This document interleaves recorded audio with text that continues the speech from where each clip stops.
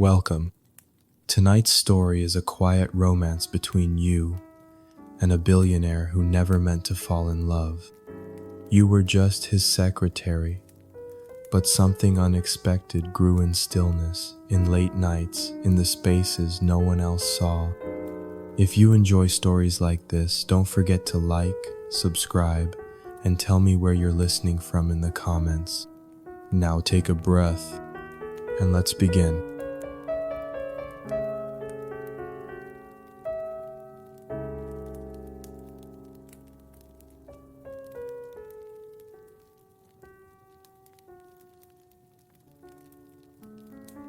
You arrive 10 minutes early, clutching your bag like it might fly away in the quiet rush of the morning. The building rises into the sky like it belongs to no one, glass and steel wrapped in mist. It's beautiful in a way that makes you feel like you don't quite belong inside it, but you step through the revolving doors anyway. The lobby is hushed, no chatter, no heels clacking on tile. Just soft music playing faintly something classical, or maybe jazz and the quiet rhythm of order. You tell the front desk your name. The receptionist types once, nods once, and gestures toward the elevator that requires a special pass to access. He's expecting you, she says. You wonder if that's true. You step inside the private elevator and watch the floor numbers blink upward, faster than your heart. When the doors open, you're met with glass, endless glass, an entire floor wrapped in windows, like the world outside is on pause. The air is cool and faintly herbal. The walls are pale wood. The furniture is low, soft, expensive looking. The only sound is the distant hum of filtered air and your own breath. Then he walks in. You don't hear him coming, but suddenly he's there, tall, clean-cut, dressed in a dark suit with no tie. His movements are precise, quiet, like he's practiced invisibility. Kang Ji-hoon, the man everyone warned you about in half-sentences and shared glances. Reclusive, brilliant, intimidating. His face is sharper than in the photos. He has the kind of expression that doesn't offer anything, not warmth, not coldness, just the distinct sense that he sees everything and says almost nothing. You stand, you remember to breathe. He looks you over once, not in a cruel way, more like evaluation. As if he's trying to memorize your presence as quickly as possible so he can categorize it, move on, forget it. You're early, he says, not looking at the clock. You nod. Yes, I wanted to get oriented. He gives the faintest nod. Then, your desk is there. Password is taped under the drawer. I don't repeat myself often. Keep up. And just like that, he walks away. You sit at the small desk tucked beside a dividing panel of frosted glass. It's too clean. Everything smells like new paper and nothing personal. You log in, glancing at the itinerary already waiting in the shared calendar. Meetings, investors, press avoidance, architectural mock-ups, internal restructuring, back to back. By lunch, you still haven't seen him again. At 2, he calls out from the other side of the room without raising his voice. Coffee. No sugar, no milk, mug only. You nod before realizing he hasn't actually looked at you. He doesn't need to. He assumes you'll obey, and somehow that stings a little more than you expected. Still, you bring him the coffee. Still, he drinks it. At 5:30, the building is nearly empty. You hear him speaking into a phone in his office low, deliberate tones. Nothing emotional, just numbers and deadlines. You start to pack up, then his voice comes again, closer than before. You can leave at 6 sharp. I don't expect anyone to stay late. You blink. Of course, thank you. He pauses, then adds without looking at you, unless you fall behind. You're not sure if it's a threat or a fact. Maybe it's both. Maybe that's just who he is. But something strange happens as the sun starts to set. The light shifts through the glass walls in long amber streaks. You glance up and catch him standing by the far window, hands in his pockets, shoulders a little tired, just watching the city below. For a second, he doesn't seem cold at all, just quiet. And when he finally turns back to his office, you realize you've been holding your breath. The next morning, you try to blend in with the furniture. You arrive early again, just as the sun is spilling through the tall windows and flooding the space with gold and gray. The air smells faintly of paper and cedar oil clean, sharp, like the rooms have been scrubbed free of anything human. You sit at your desk quietly, your fingers hovering over the keyboard, not typing yet. The silence here is different from other offices you've worked in. It isn't peaceful, it's meticulous, as if someone came in overnight and measured the volume of every sound, then filed them down until they fit perfectly into the background. You take your time looking through the day's calendar, meetings with financiers, site visits, an internal design review, 3 messages marked private. You don't open those. Then, exactly on time, he enters. Jihoon walks in like a shadow cast by the building itself, precise, soundless, inevitable. He's in another dark suit today. No tie. 1 button fastened. You notice the watch on his wrist is different but still understated. Everything about him is. He passes your desk with a nod. No words. No eye contact. You try not to notice the way his steps don't echo on the floor. The rest of the floor is mostly empty. A few high-level department heads come and go, but no one lingers. No one ever really settles into the space. You begin to think it's by design.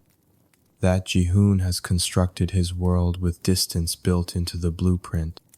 By mid-morning, a courier arrives with a box. You sign for it and peek inside. It's a set of hand-bound architecture books, first editions, limited print. You carry them to his office, knock lightly, and step in when he gives the faintest nod. He doesn't look up from his screen. "Leave them there," he says. "Don't stack them flat." You pause, then arrange the books carefully upright, spines aligned. When you turn to leave, he glances at your hands.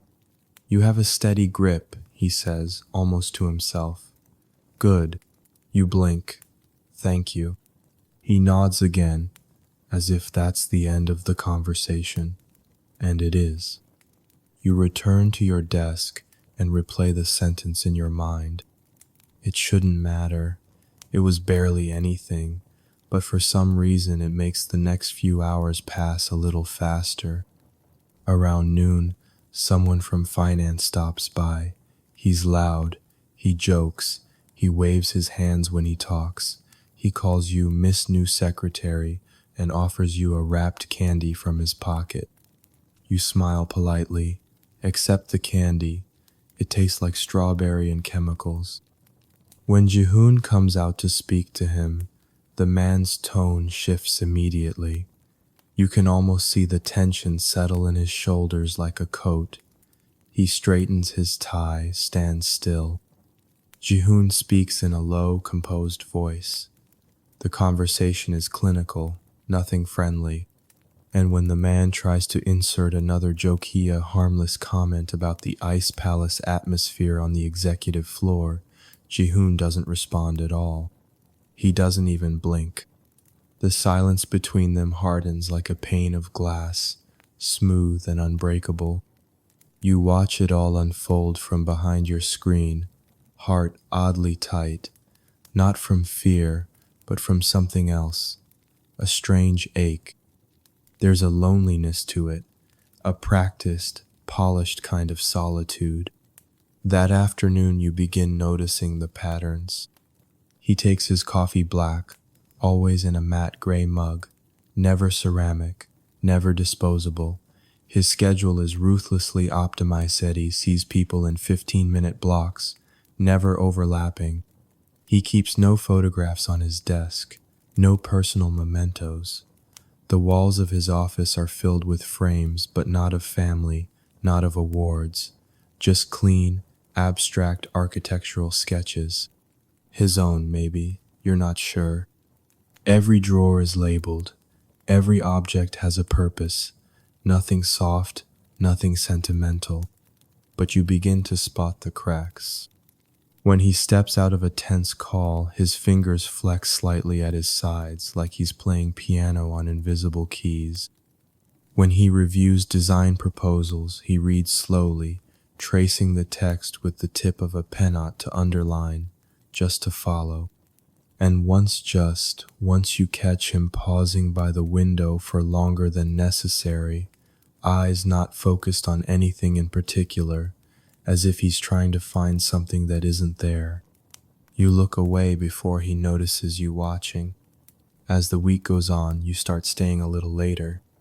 Not because he asks you to, not because anyone expects it, but there's something calming about the quiet, the way the light changes across the floor, the hush that settles when the city outside dims and the building begins to glow from within.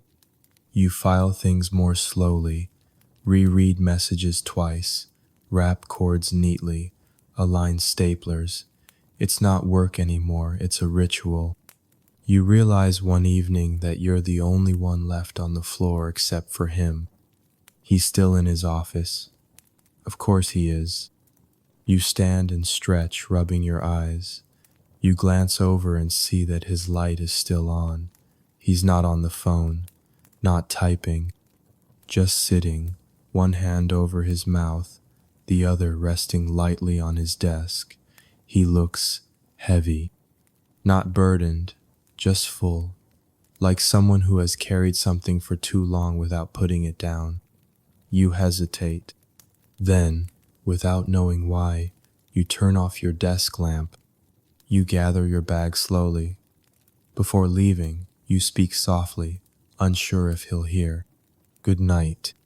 The word floats into the air like mist. You don't expect a reply, you don't expect anything. But as the elevator doors begin to close, you think just for a moment you see him look up. His eyes meet yours through the glass, unreadable as ever. And then he's gone from view. The calendar is as blank as a confession not yet spoken.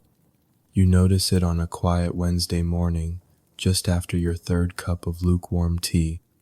The office is still hushed, the sky outside the glass walls dim and pale, and Jehoon is in his office as usual, door half closed, light on low, voice muted as he dictates something into his headset. You're organizing the upcoming month's schedule, slotting in investor briefings and site visits, when you realize there are no birthdays on record, none for him, none for anyone close to him. No holidays marked, no team lunches, no annual retreats, just work. Meetings, reviews, decisions, nothing personal. You frown a little, tapping your pen against the desk. Even the most formal executives you've worked with had something on their calendars. An assistant's birthday, a favorite client's anniversary, a lunch set aside for a parent or sibling. But Jihoon's calendar is as clinically clean as his office drawer sufficient, labeled, untouchable. You scan back through the past months. It's the same all the way down. You wonder if he's ever celebrated anything, or if, somewhere along the way, he decided not to anymore. Later that day, a package arrives, a large, heavy envelope marked with the logo of a rare art publisher. It's addressed to Jihoon directly. You offer to deliver it. He looks up as you step into his office. His desk is covered in blueprints, but none of them are labeled.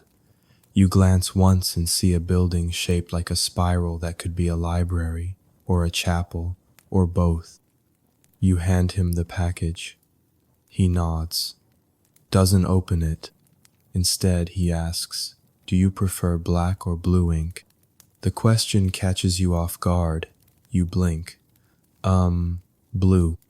Noted, he says simply, and sets the envelope aside. That's all. But that night, when you sit down at your desk to write out a vendor list, the new pen waiting there smooth, gleaming, clearly expensive writes in perfect sapphire blue. The next day you take your lunch late, escaping to the smaller lounge tucked near the emergency stairs. It's dim, private. You like it because no one else ever seems to use it. Or so you thought. He's there. Jihoon is sitting on the long bench by the window, sleeves rolled up, tie abandoned somewhere, shirt collar slightly open. A closed notebook rests in his hand. You freeze. You hadn't expected to see him here of all places. He doesn't seem surprised to see you, doesn't shift, just says, "You can stay." You do. You take the seat opposite him and unwrap your food in silence, trying not to crunch your container lid too loudly. For a few minutes, there's only the quiet sound of the city below and the faint creak of old window panes. Then he says, "My parents used to forget mine." You glance up. He's staring out the window, face unreadable, voice casual. "My birthday. Every year. They were busy. Galas, boards, deadlines. You don't know what to say, but you don't look away." He turns toward you slowly.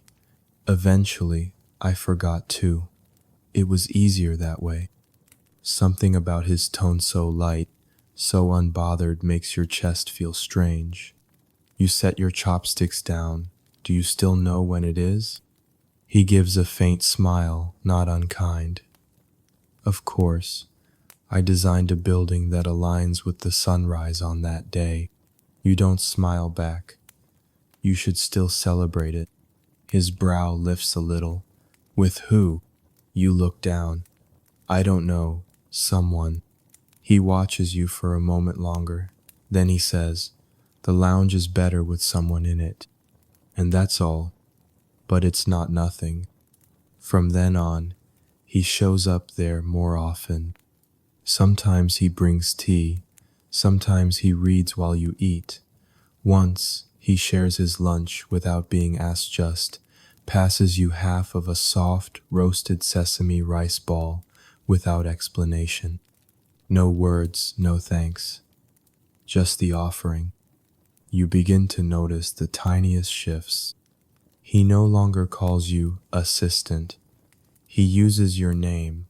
Once, he says it softly enough that it takes you a second to realize he's spoken aloud. He stops reviewing your calendar notes with red ink. Now he leaves marginalia in pencil, short, careful check marks, occasionally a tiny star. The office is still quiet, but it doesn't feel cold anymore. It feels waiting. One night, you're the last to leave. The cleaning crew has gone home, and the lights are dim. You pack slowly, knowing no one is watching, but you still find yourself smoothing the papers just a little more, aligning the edges of things that don't really need it. Just as you're about to turn off your desk lamp, you see him standing in his office, holding his coat in one hand, looking out the window. He doesn't notice you, or maybe he does and doesn't mind. You walk over, pause in the doorway. "The forecast says rain tomorrow," you say softly. He turns. "I don't mind the rain," he replies. "The city sounds softer when it falls." You nod. "Me too." He studies you for a moment. His eyes hold a kind of silence that feels like a held breath. Then finally he says, "You'd hate what my calendar used to look like. Color-coded down to the minute. 5 meetings before noon, networking dinners, Sunday breakfast with the shareholders." You smile faintly. "Sounds exhausting." It was. He slips his coat on, but doesn't leave right away. Instead, he looks back at you and says, "What would you put on your calendar if you could choose anything?" The question catches you off guard. You think for a moment, then say, "Quiet mornings, time to write, one long walk every week, a good bookstore once a month, and someone who says goodnight without being asked." He doesn't say anything for a while, but he smiles very slightly, not the polished, careful smile of a businessman, a real one. Then he says, "That's a better calendar than mine ever was." Later, as you ride the elevator down alone, you realize something simple and stunning.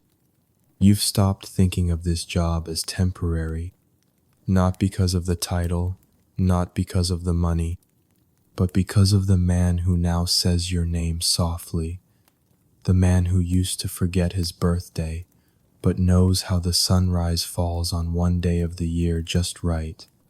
You hold that image in your mind as you drift off to sleep that night, and somewhere, far above the city, he sits in a tower of glass, looking down at his calendar and wondering for the first time in a long time if maybe it's not too late to add something worth remembering. The building is especially quiet tonight. You've stayed late again, though there's no official reason. The last email was sent an hour ago, the last document filed. The sky outside has deepened into a soft navy, fading into charcoal at the edges. The city lights blink steadily beyond the glass, each window a tiny, glowing square in someone else's life. You should go home, but you find yourself walking slowly down the corridor, letting your footsteps echo just enough to remind yourself you exist. You like the way the place changes after hours. When everyone else has left, the building feels differentless, like a monument to efficiency, and more like a sleeping creature, breathing through the walls. You pause near the far end of the hallway. There's a door you've never seen open. You assumed it was a storage room or a long unused archive, but tonight it's ajar, just slightly. Inside, the lights are on. You glance back toward Jihoon's office. His door is closed, and the glass is frosted with the reflection of the city skyline. There's no sound, no movement. Something draws you forward. You push the door open gently, just enough to peek in. It's not a storage room. It's a private studio. The space is long and spare and surprisingly warm, soft gray walls. A wide wooden drafting table sits in the center beneath a halo of overhead light. Beside it is a long bench, a bookshelf half full, and a collection of rolled-up prints in a leather case leaning against the wall. There's a grand piano in the corner, not decorative, not untouched. The keys are slightly worn. A pencil rests on the music stand, as if someone used it recently and left mid-idea. You take a step inside. You know you shouldn't be here, but it doesn't feel forbidden. Not exactly. It feels forgotten, like this place has been waiting for someone to notice. You pause in front of the sketches pinned across the far wall. Some are incomplete, done in light graphite with fading annotations. Some are in ink. All are unmistakably his. But these aren't commercial buildings. These are personal. You can tell by the scale, the texture, the shadows. One is a library shaped like a spiral seashell. Another looks like a house, modest and narrow, but every window is oversized, as though meant to let in more light than walls should allow. And then there's one sketch small, almost hidden in the corner of a single-room apartment, compact, humble, but the details, a reading nook with a lantern, a window seat, a mug on the table, steam curling up in tiny lines. It looks like your desk. You're still staring at it when you hear the door behind you creak softly. You turn. Jihoon stands there, one hand on the frame, not surprised. He looks at you like he expected you to find this place eventually. You start to explain, apologize, but he shakes his head. It's all right, you can be here. He steps inside and closes the door behind him. The quiet deepens, takes on a weight that isn't uncomfortable, just heavy with something unspoken. This was mine, he says, voice soft. Before the tower, before the titles. You nod, eyes drifting back to the drawings. You still come here. Sometimes. A pause. Not often enough. He walks past you, fingertips grazing the edge of the piano. I used to play every night, before everything became loud. You watch him, unsure what to say. There's something different in his posture tonight. He's not composed, not closed. He's just a man in a quiet room, remembering who he used to be.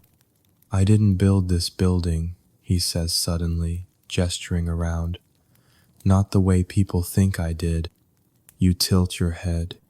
They call it mine, because I bought it, branded it, put my name on top. He smiles, but there's no pride in it. But someone else designed it.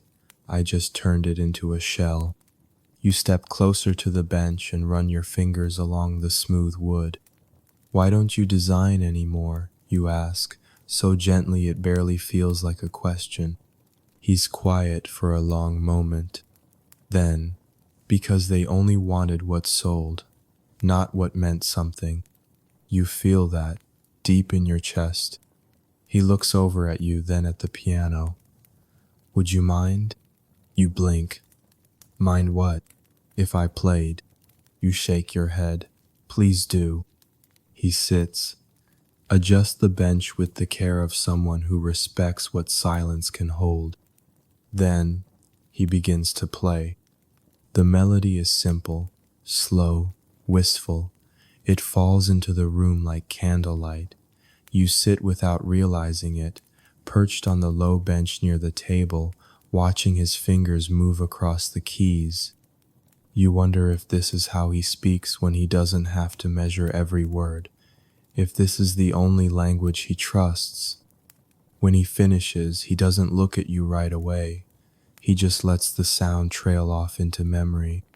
Then, I built a house once, for someone who didn't stay. You glance at him gently. He meets your eyes. But I still remember where I placed every window, every step. He pauses. Do you believe some spaces keep what we leave behind? You answer without hesitation. Yes. He nods once, like that means more than it seems to. Then he says, I should lock this room. I always tell myself I will. You tilt your head. But you haven't. He offers the barest smile. No, I haven't. You stand slowly, walking to the door. As you pass, he reaches for the light switch but hesitates. Would you like to stay a few minutes longer? He asks, not looking directly at you. You nod. Yes, I would. And so, for the next little while, the two of you sit in that room, neither of you quite abandoned, a room filled with things he once loved and might love again. A piano still warm, a sketch of your desk on the wall. You say nothing else, and he doesn't ask, because in this room, in this moment, the silence is no longer heavy. It's full. You don't see him much the next day.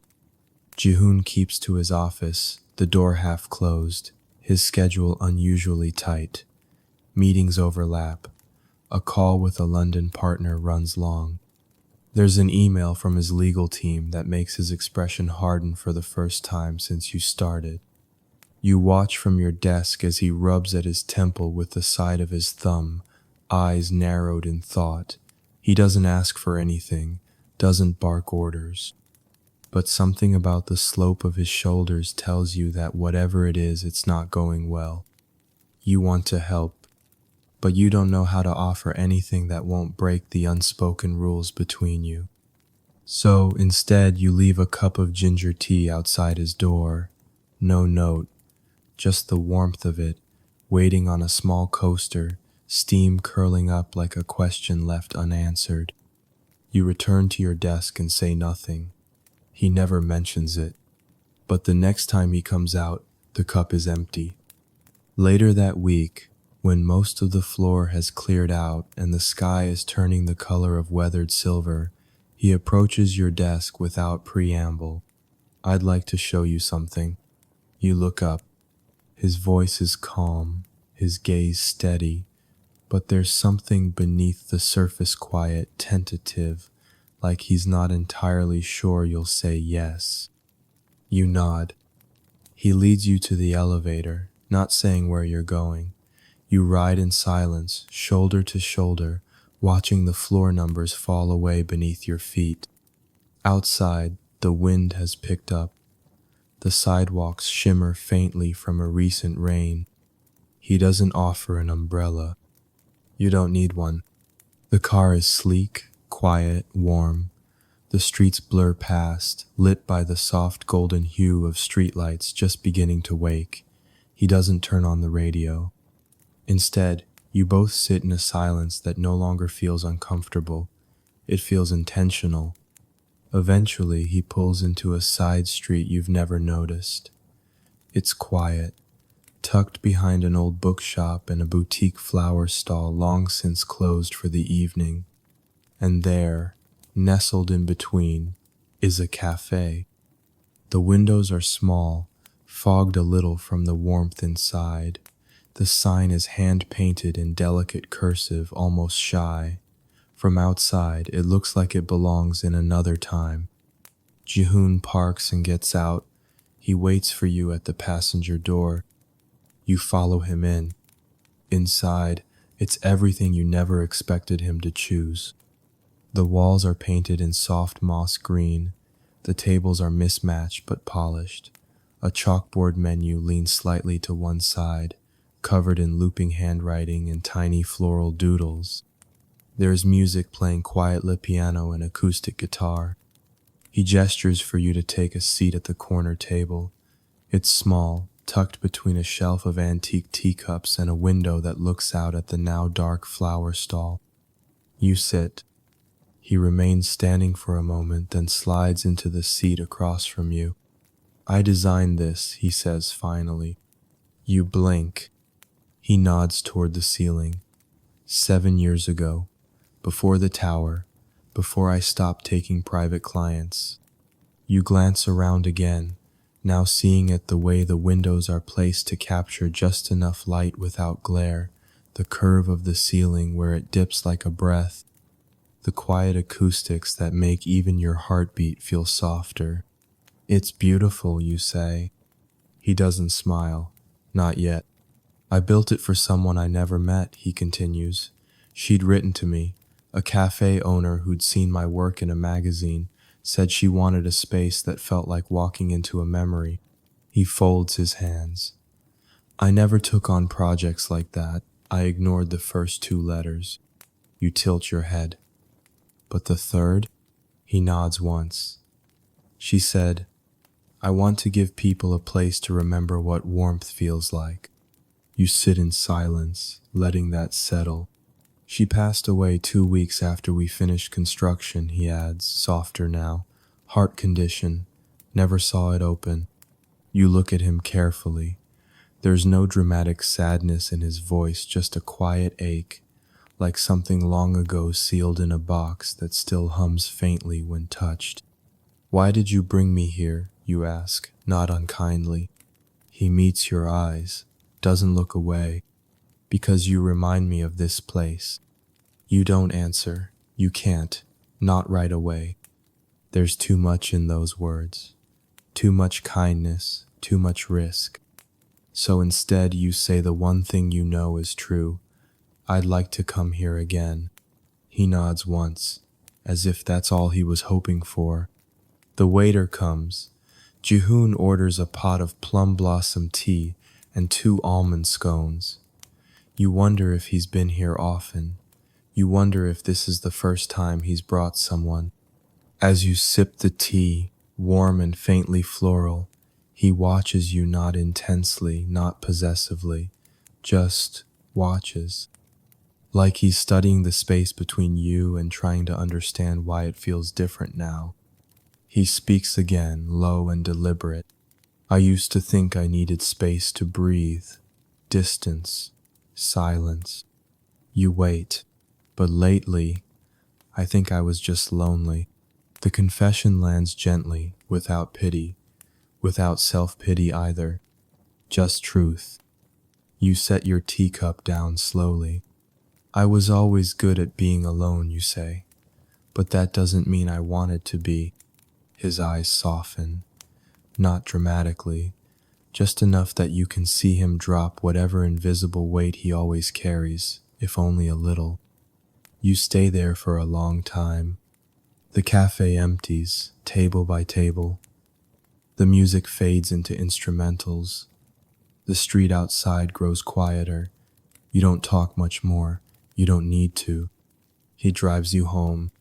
When you thank him, he doesn't reply with a formal nod or a neutral.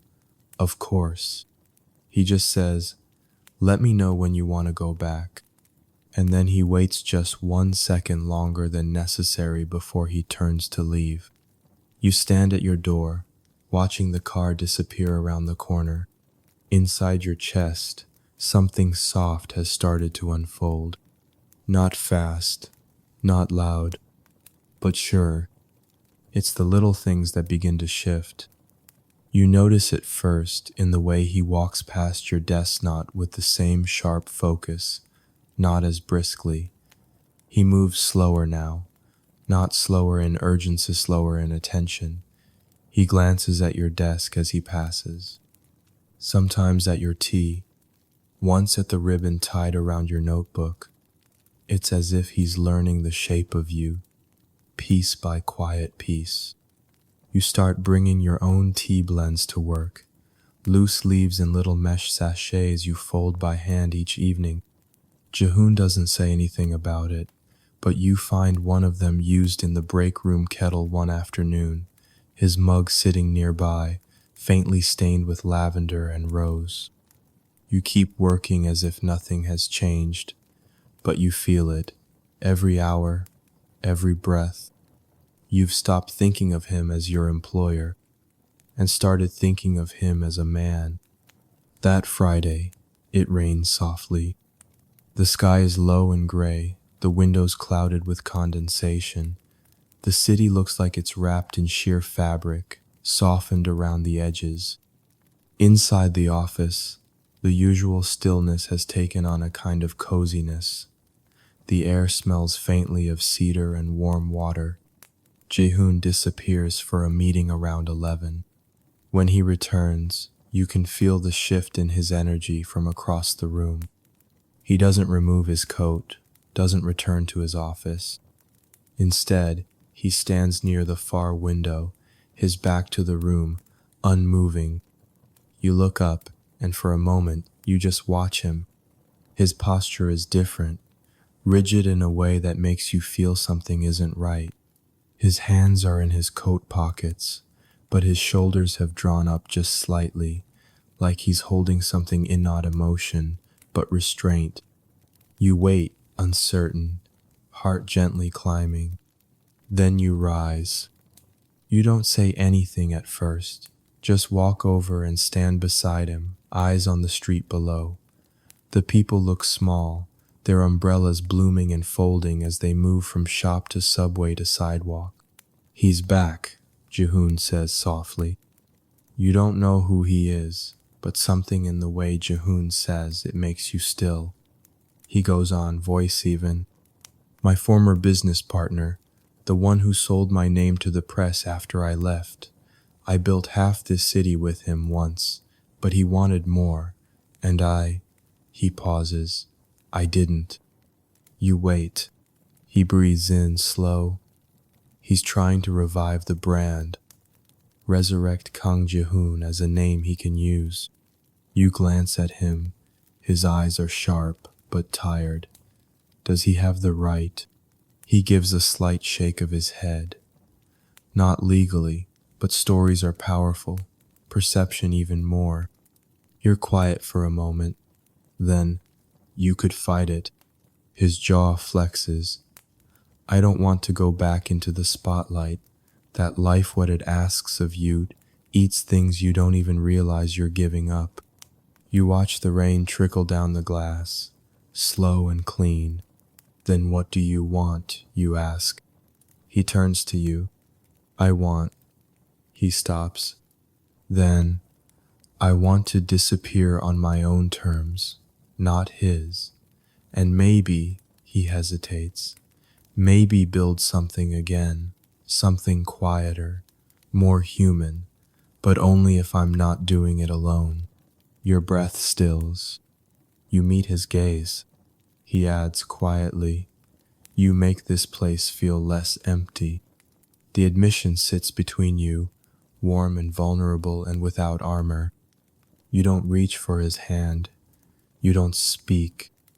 You just stay beside him, and for now it's enough. That night, he finds you still working after everyone else has gone home. You're not doing anything urgent, just reviewing notes, organizing files, avoiding the idea of leaving. Jihoon steps into your line of sight. He's holding a folder, but it's clear that's not why he came. Come with me, he says. You blink. Now? He nods. It'll only take a minute. You follow. He leads you down a hallway you've never been through before.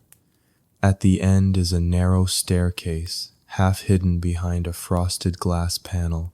You climb it together, the air growing warmer as you rise. The rooftop. It's not what you expect. Not sleek or modern, no skyline bar, no luxury furniture. Just a small rooftop greenhouse, tucked between walls of old brick. Inside are a few benches, some potted herbs, a soft light overhead. The smell is earthy, calming. He opens the door and gestures for you to step inside first. You do. The air smells like thyme and damp soil. There's a faint hum of distant city noise, but nothing intrusive. This used to be mine, he says quietly, before I bought the tower. You look up. You kept it. He nods. It's the one place I didn't change. He doesn't sit right away, just walks over to one of the planters and brushes his fingers gently over a cluster of mint leaves. I come here when the noise gets too loud, he says, when I need to feel real again. You lower yourself onto the bench. You've built a world where no one gets to see you, you say, but I think you want to be seen. He turns to you slowly.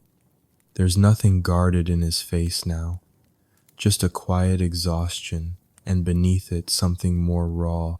Do you see me? You meet his gaze without flinching. Yes. His shoulders ease just a little. Then he sits beside you. Neither of you speak for a while. You listen to the wind ripple the ivy near the door, the soft hum of heat in the pipes, the almost silence between you.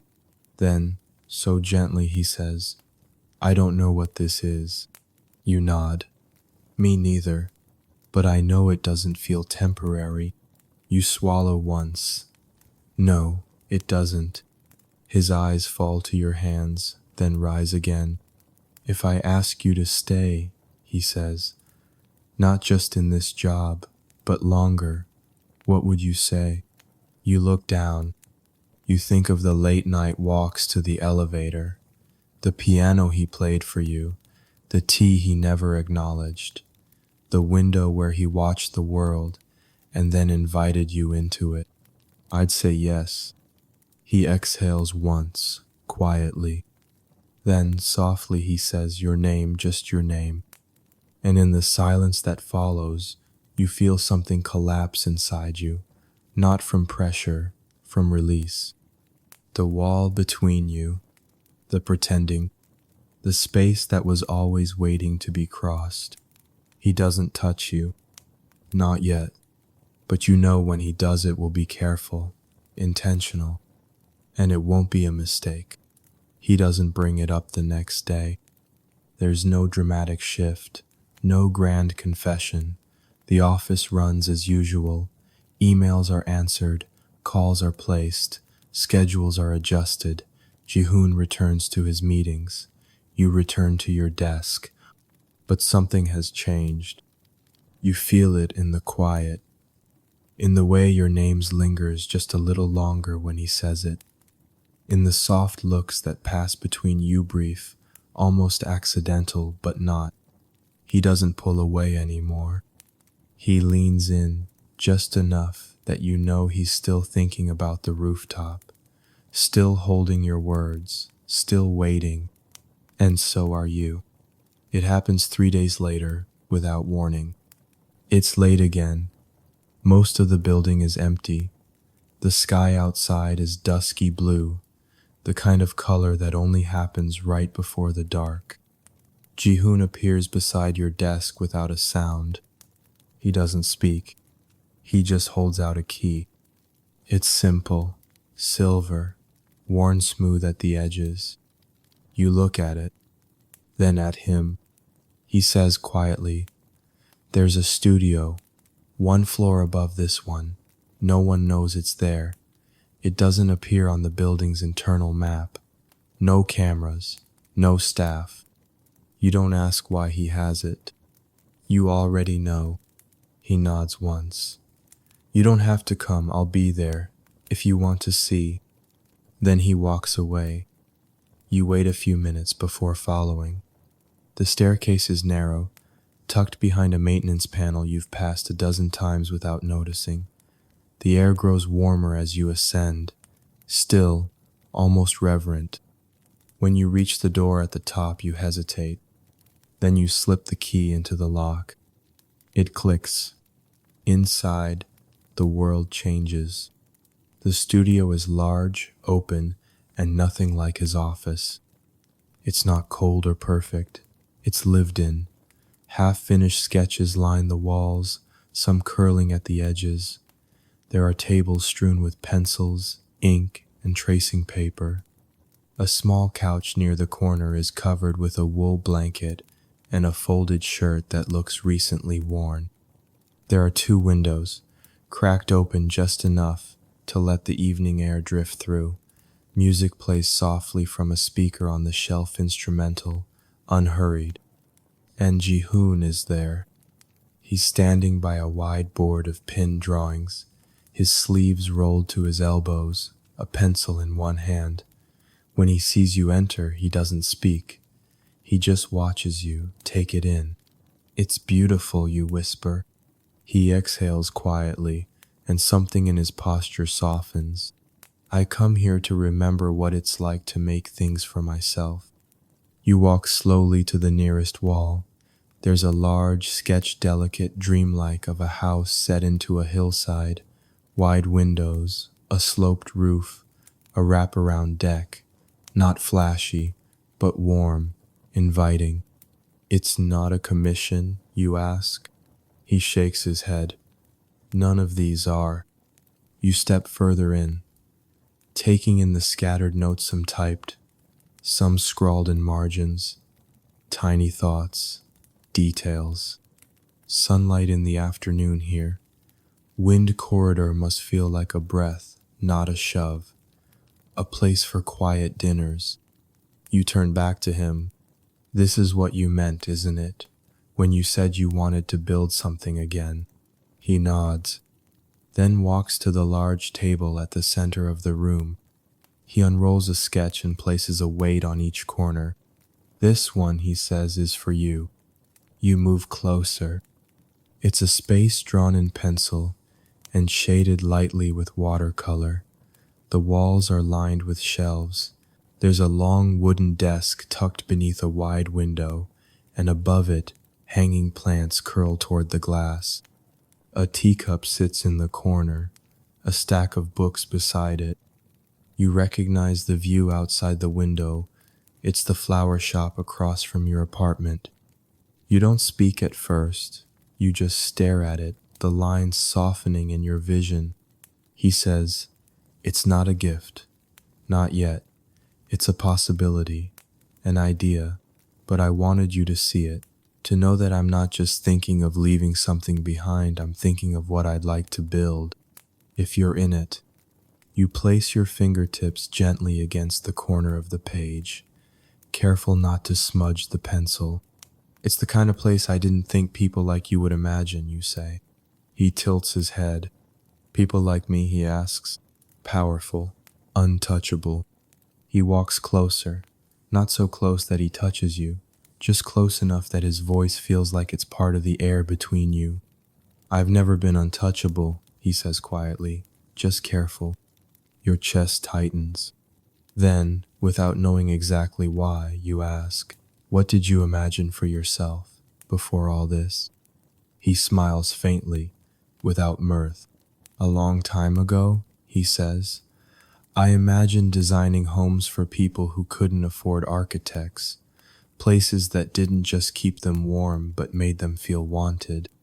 You look at him, full and open. You still could. His expression flickers, like he almost believes you. I'd need someone to remind me how, he says.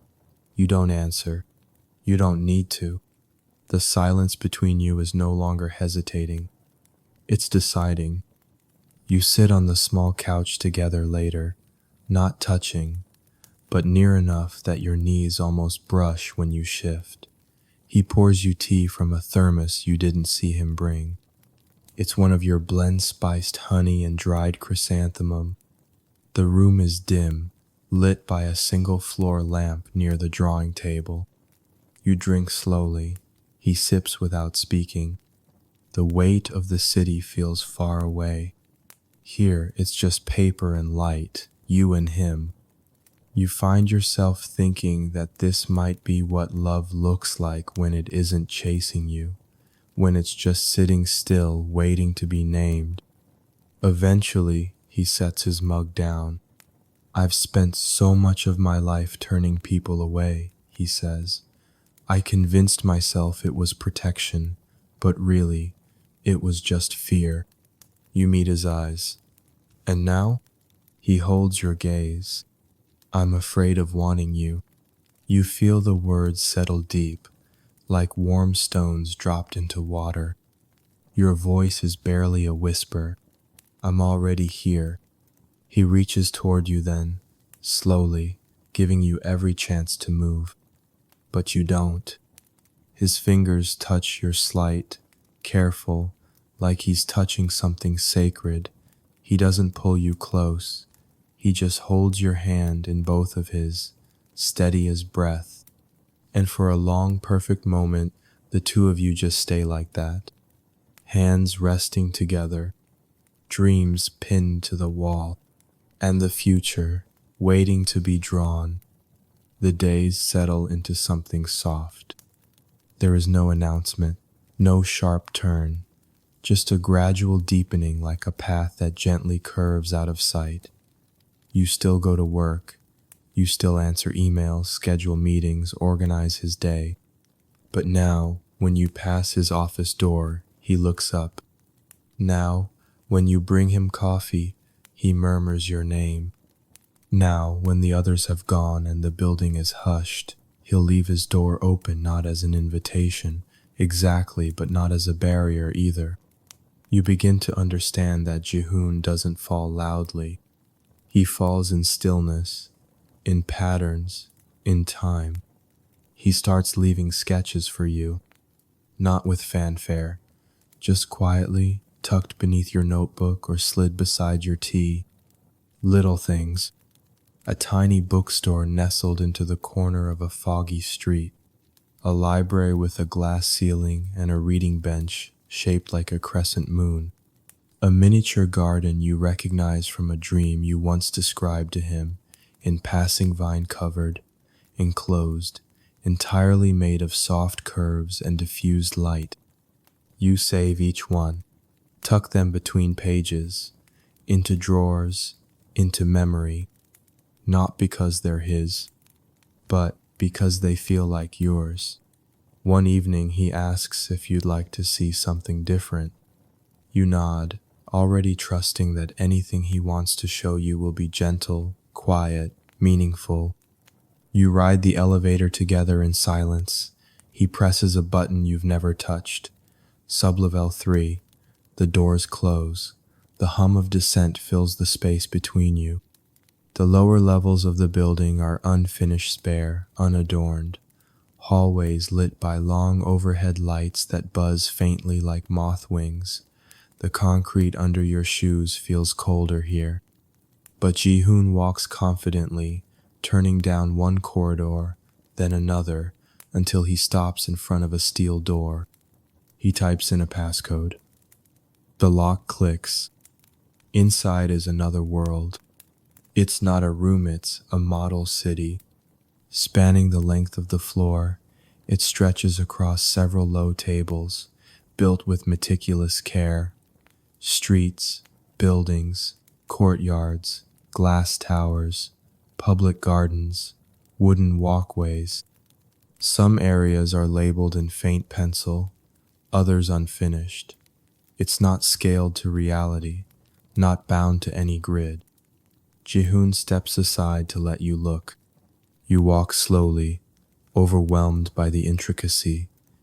Each building is unique. Some are ornate, others modest, but all of them share something: a softness, a curvature, a grace.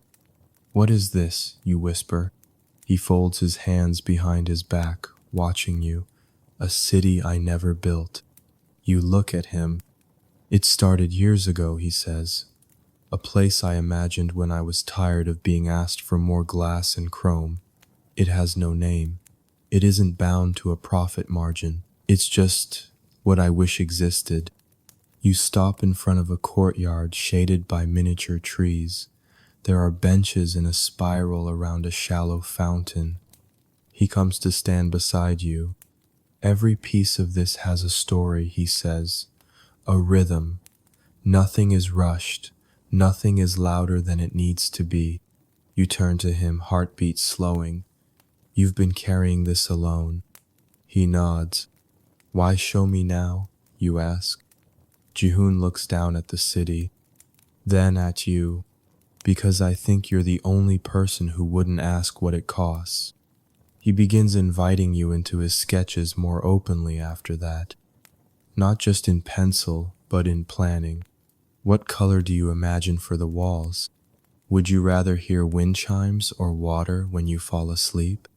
If you had to live above a shop, what kind would it be? You answer, sometimes teasing, sometimes earnest. He listens to every word, writes down things you don't even realize you've said until later, when they show up in tiny architectural details. A small window just above a kitchen sink. A built-in bookshelf beside the bed. A hallway wide enough for two people to walk side by side, but narrow enough that they have to walk close. He tells you one night that he's thinking of pitching the unnamed city to a private backer. Not for development, he says, just to build a piece, a single block, to see if it works. You smile. It already works. He watches you, then says, it's different when someone sees it too. And then, slowly, he begins to give you the city, not just as sketches, but as real places. He takes you to a quiet noodle bar he designed in his early days, tucked between two laundromats. The owner greets him like an old friend. Ji-hoon just nods, then quietly moves to the back table where the lights are lowest. You sit across from him, knees brushing beneath the table. He orders your meal before you can open the menu. You don't ask how he knows what you like. At the end, when you thank him, he shrugs like it's nothing, but his hand lingers near yours on the table for just a second too long. He shows you a small bridge in the park near your apartment tone you've walked over 100 times without realizing he designed it. Why this bridge, you ask. He runs his fingers along the railing.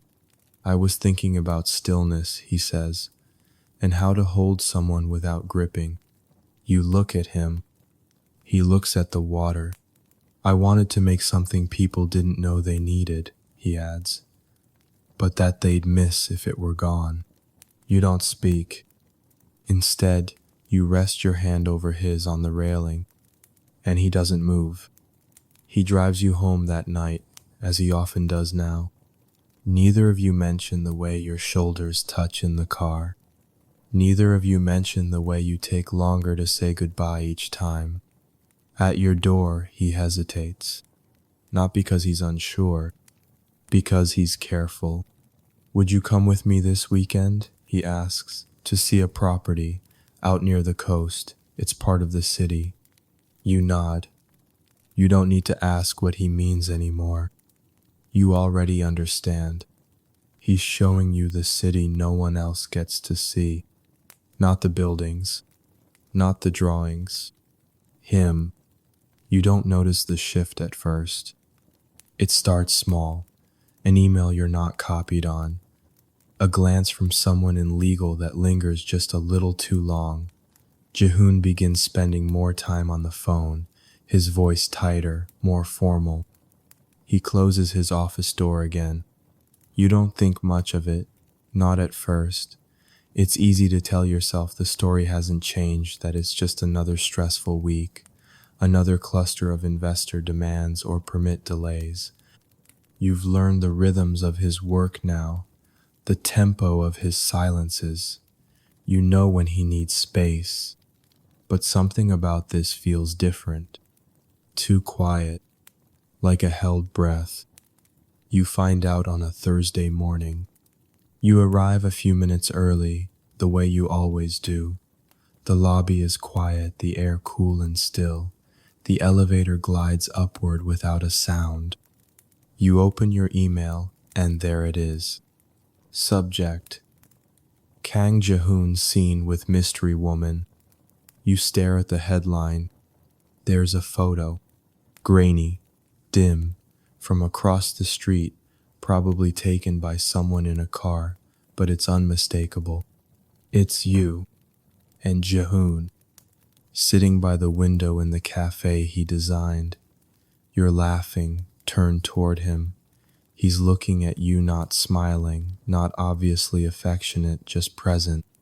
But to anyone who understands what it means to be seen by him, it's obvious. Your hands are close on the table, too close for rumor to ignore. You freeze. The article isn't harsh, not cruel.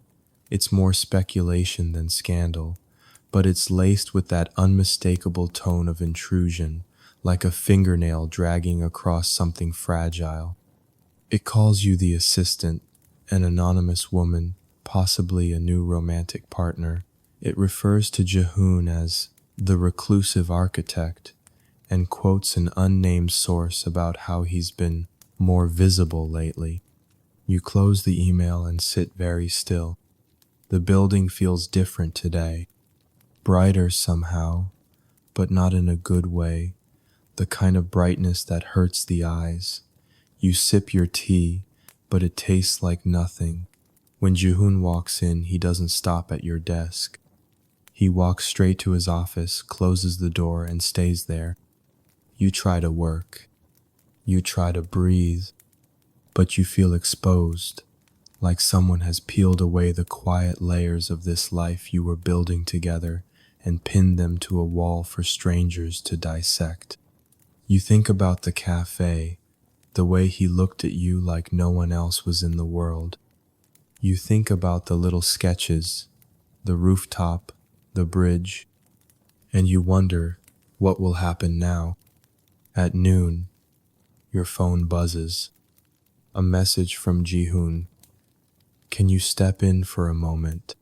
You rise, smoothing your hands over your skirt even though it doesn't matter. He's standing at the window when you enter. His back is to you. His hands are in his pockets. You close the door behind you. He speaks before you can. I'm sorry, he says, quiet, steady. This wasn't supposed to happen. You don't move. He turns to face you, and for the first time in a while, he looks tired. Not work tired, world tired. I kept you out of that life for a reason, he says. I built the walls carefully, paid the right people, turned down interviews, declined partnerships. I wanted something that couldn't be touched. You meet his gaze, and now he walks toward you slowly, stopping just close enough for his voice to drop. Now someone took a picture, and they'll take more, and they'll follow, and they'll dig. You nod. He hesitates, then says, I never wanted this to cost you anything. Your heart aches, but you keep your voice steady. You didn't ask for this either. He looks at you, then really looks, and there's a weight in his eyes that isn't panic or regret. It's fear, not of the press, of losing you. You take a breath and step forward. I don't care about the picture, you say. What I care about is whether you still want me here. If you do, I'll stay. His hands curl slightly at his sides, then relax. He exhales, long and slow. I do, he says, more than I know how to say. You feel it settle between you, the storm, and the calm inside it. That evening he walks you to your car himself. He doesn't speak. He just stays beside you, step for step, his hand brushing yours occasionally but never taking it. When you reach your door, he pauses. I'll handle it, he says. You nod. I'll do it quietly, he adds, carefully. I won't let them turn you into something you're not. You smile, just faintly. Then let's be quiet together. He looks at you, and for the first time in days, he smiles too. The next morning, a new headline appears. Kang Ji-hoon requests privacy. My life isn't a brand. The photo shows him alone, walking into the tower, coat collar turned up, face unreadable. You read the quote 3 times. There are things I design for the world, and things I protect from myself. I ask that you let me keep the difference. You don't say anything. You don't need to. He said it all, and he said it for you. You don't see him all day. He doesn't come in that morning, or the afternoon either. His name remains grayed out on the shared schedule. No messages, no calls, no quiet footfalls across the polished floors. The studio on the hidden floor stays dark. You tell yourself he needs time. You tell yourself he's working things out. But a part of you feels untethered, like a ribbon caught in wind, waiting for something to catch it again. At 5 o'clock, you power down your computer. The office is emptying. The windows are tinted with the slow colors of early evening blue graying at the edges, flecks of gold holding on where they can. Your desk feels too still, too clean. You gather your things, wrap your scarf around your neck, head for the elevator. As you reach the doors, your phone buzzes. No name, no message, just an address. You know it's from him, and you know exactly where it leads. The studio is glowing when you arrive. It takes a moment for your eyes to adjust. You stand in the doorway, blinking, trying to take it in. There are lanterns everywhere, hanging from the ceiling, lining the edges of the room, resting gently on tabletops and windowsills. Some are paper, some glass, some flickering like starlight, others glowing steady and warm. It's not bright, just softly luminous like dusk, bottled and multiplied, scattered throughout the space like 100 quiet promises. Ji-hoon stands at the far end of the room, hands in his pockets. He doesn't speak, he just watches you take it in. You walk slowly toward him, turning in a slow circle, your voice soft. You did all this? He nods once. Took most of the day, and half the night before.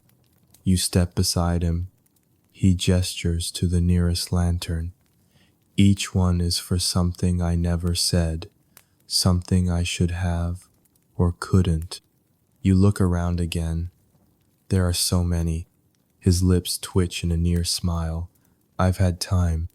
He turns to you more fully, and you see something behind his eyes that you hadn't seen before. Not fear, not hesitation. Need. Not desperate, not wild. Just certain. I almost let them make me small again, he says. Let them decide who I'm allowed to keep, what I'm allowed to protect. You watch him. But I don't want to disappear this time, he adds. Not from you. You step closer. You don't have to. He nods. Then stay, here, with me, just tonight. No press, no world, just us. You look around at the lanterns. The warmth, the way the air feels heavy with meaning but light with care. You take off your coat. I was already staying. He brings you tea in a ceramic mug, floral and sweet, a blend you gave him weeks ago and forgot you had. He remembered. You sit together on the worn couch, tucked into the corner of the studio. The light flickers gently across the floor. The music is soft again, nothing orchestral, just the faint sound of strings and rain, recorded from another room in another life. Ji-hoon takes your hand, not in a sweeping gesture, just a slow intertwining of fingers, like lacing together the edges of two separate pieces of paper. His thumb brushes over yours. I don't know how to be in a relationship, he says after a long silence. You lean into his side. Neither do I. I'll probably mess up. You nod. Me too. He looks down at your joined hands. But I'll try. Not because I'm expected to, but because I want to. Because when I'm around you, I remember what I like about being human. You laugh softly into his shoulder. You make it sound like you're an alien trying to blend in. He really chuckles for the first time since you met him. And in that moment, the room shifts again. It's not about the scandal.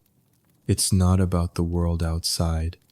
It's about two people in a warm room, surrounded by light, quietly choosing each other. Later, he shows you a new sketch. It's simple, one page. A room with floor-to-ceiling windows. A kitchen with mismatched mugs. A hallway with hooks for two coats. And a light hanging in the center. A lantern. Just one. Your voice is soft. What's this one called? He looks down at it, then at you. Home. You reach for the paper, touch it gently with your fingertips. Then rest your head against his shoulder and close your eyes. When you drift to sleep, the lanterns still glow around you. They hold your quiet like they were always meant to. They cast shadows like constellations. They whisper that some lives are not built with grand designs, but with presence and willingness, and someone who stays when the world forgets how to be kind. You don't go back to the office for 3 days. You don't need to. The city keeps moving without you, its traffic and emails and minor emergencies continuing on the floor below. But the studio remains untouched, your coats hung side by side near the door, your tea still on the desk, his pencil resting in the center of an unfinished sketch. You sleep on the couch, curled in the wool blanket. Ji-hoon sleeps nearby on the floor the first night, head resting on a folded jacket. The second night he moves beside you, quietly, naturally. You wake up to the sound of his breathing and the morning light hitting the walls in warm golden streaks. He doesn't say good morning. He just watches you with that same steady expressions oft at the corners, still a little stunned that you're real and still here. On the fourth day, he turns to you over breakfast. You've never asked to see where I live. You pause, stirring honey into your tea. You've never offered, you say gently. He nods once, as though that's fair. Then he picks up his phone and sends an address. You arrive just before sunset. The car pulls into a narrow lane, shaded by overgrown hedges. There's no gate, no security camera, no intercom system, just a wooden door tucked between ivy-covered walls.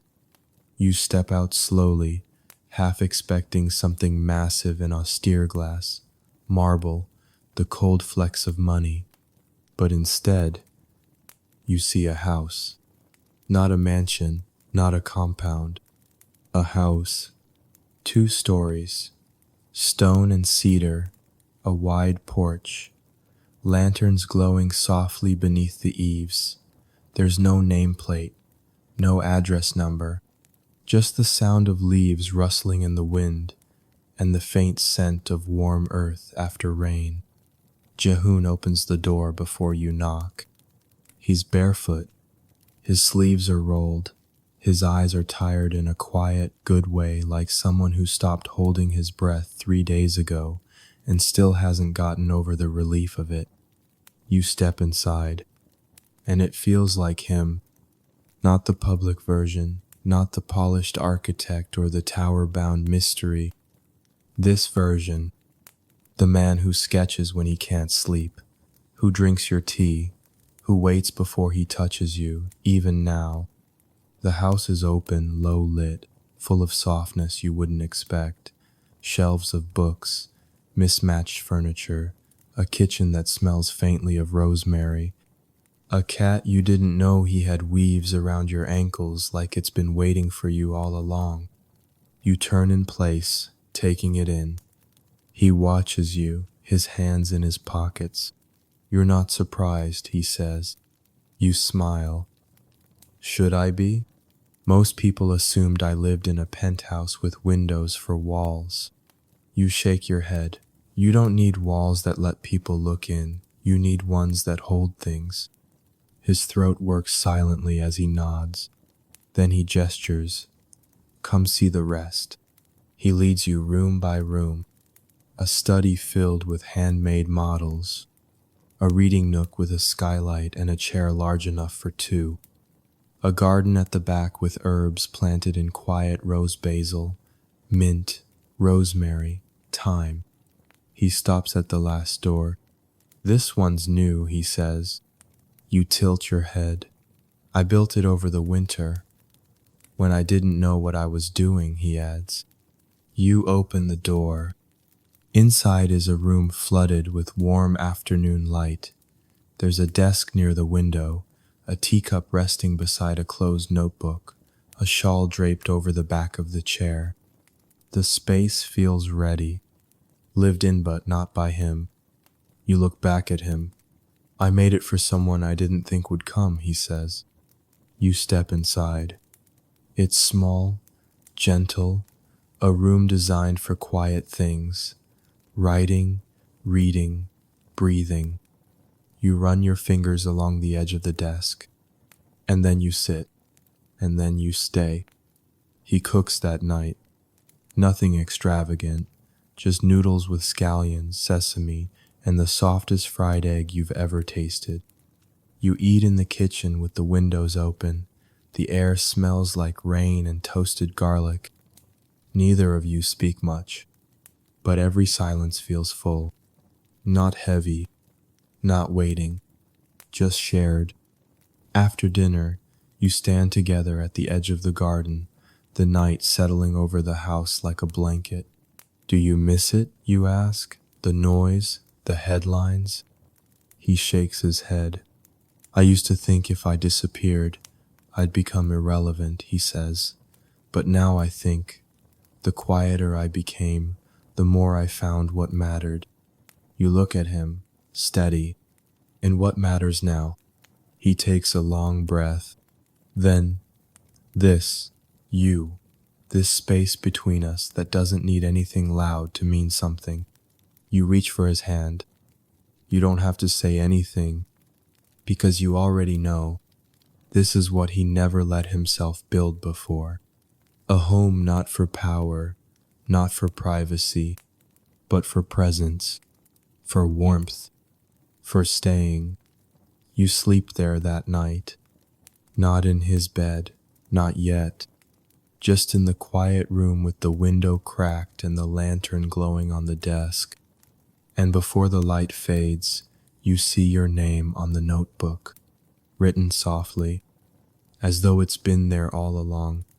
The mornings begin to belong to you, not in the way they do in movies. No champagne, no sprawling sheets of silk, but in a softer, more ordinary way, a kind of slow knowing.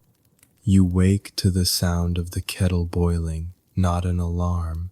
Jihoon always rises before you, but never rushes you out of bed. The cat has made a habit of curling around your ankles when you pad into the kitchen, your socks mismatched and your hair still sleep warm. There's always tea waiting. He never asks how you slept, but he watches you sip your tea like he's memorizing the ritual, like you're part of his morning now. The office doesn't ask questions when you come back.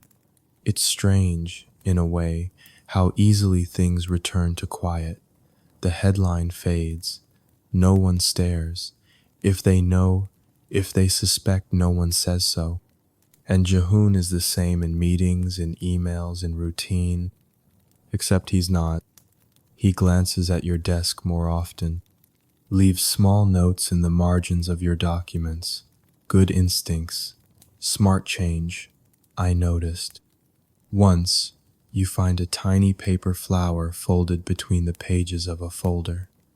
No name, no comment, just folded, pressed, placed.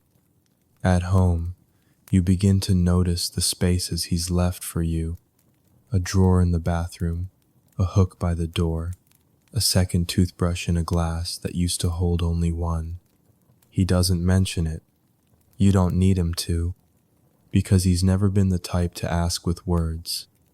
He asks with space, and you answer by staying. One night, you come home late from a short visit with a friend. He's already in the living room, sketching, his feet bare, his collar open. The lamp beside him glows softly. He doesn't look up when you enter, just reaches across the armrest, wordless, and you walk over and take his hand. You curl up beside him. He rests his chin against your temple, and in the soft scratch of pencil on paper you realize you've never been asked to be anything in this house except yourself. The seasons shift. Summer turns the porch into your favorite spot. You eat meals there together, quiet ones, slow ones. He lets you choose the music. You always choose something old and melodic, something that feels like memory. He starts baking, badly at first. You tease him when his bread comes out shaped like a small boulder, and he raises an eyebrow, hands you a knife, and says, "Then fix it." You do. You fix a lot of things now. You water the herbs. You organize the library. You add sugar to his tea, even though he never asks for it. And he fixes things for you too.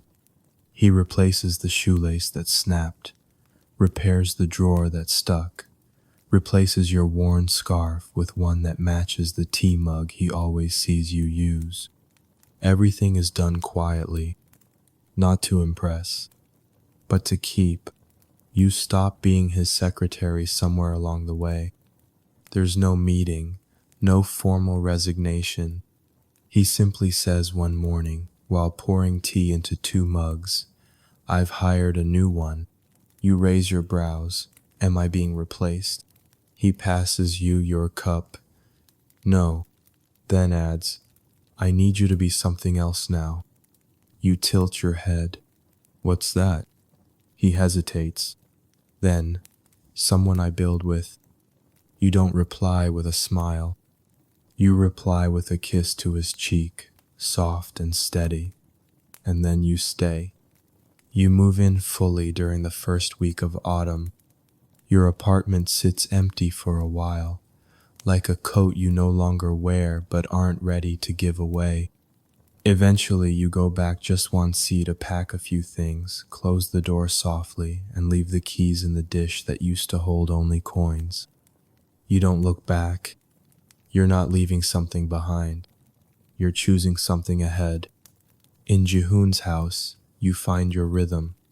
You read in the mornings. He sketches at night. You write notes to each other on the fridge, not because you need to, but because it's tender. Good luck with the pitch. Watered the basil.